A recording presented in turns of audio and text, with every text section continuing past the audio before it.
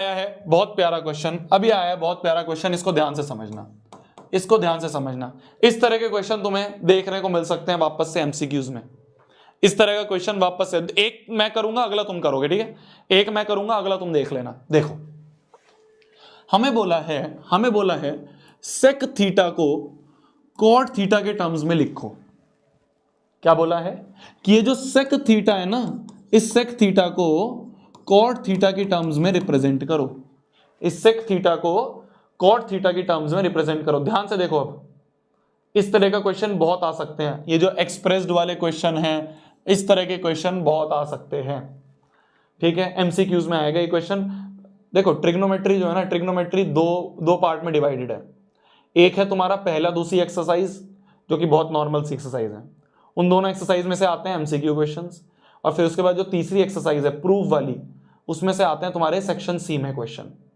मैं फिर बता रहा हूं तुम्हें, ट्रिग्नोमेट्री से एक तुम्हें एमसीक्यू दिखेगा और एक तुम्हें सेक्शन सी में क्वेश्चन दिखेगा। एमसीक्यू जो है वो बिल्कुल बेसिक बेसिक ऐसे ही दिखेंगे जैसे अभी मैंने बताया, जैसे ये वाले बताया ना मैंने कि एक ट्रिग्नोमेट्रिक रेशियो देके दूसरा पूछ लिया, है ना, एक ट्रिग्नोमेट्रिक रेशियो देके बाकी सारे पूछ लिए। तो या तो इस तरह का एमसीक्यू बनेगा या फिर इस तरह का बनेगा।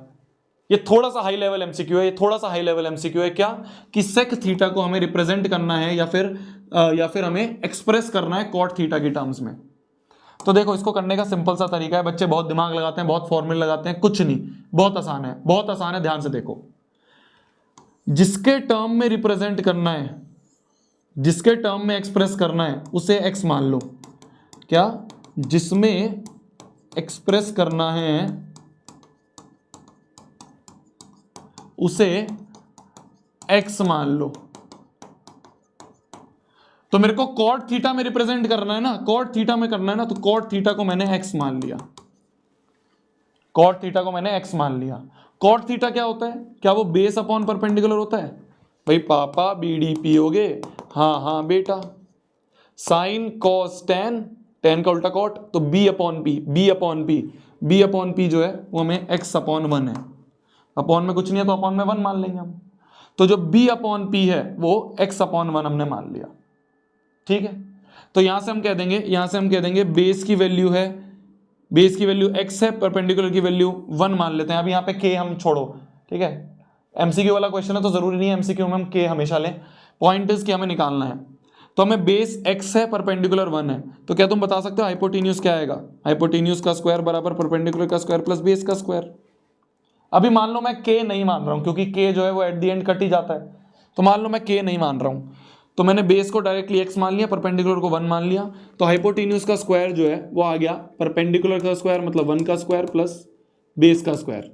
देखो वैसे तो हमें वो कांस्टेंट मानना चाहिए, जो हम के मानते हैं वो मानना चाहिए, पर एमसीक्यू का क्वेश्चन है तो कई बार हम इसको स्किप कर सकते हैं, ठीक है।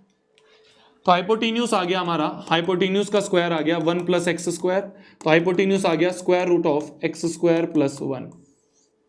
के मानोगे जब भी हो जाएगा, पर थोड़ा सा बढ़ा जाएगा, बस के मान के भी कर सकते हो, कोई दिक्कत नहीं है। हाइपोटेन्यूज आ गया root over of X square plus one.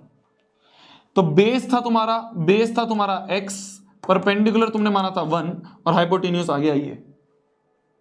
अब देखो मेरी जान, अब देखो मेरी जान, अब देखो मेरी जान, हमें क्या चाहिए, हमें क्या चाहिए, हमें क्या चाहिए, हमें चाहिए सेक थीटा, हमें चाहिए सेक थीटा। सेक थीटा को ही तो एक्सप्रेस करना है।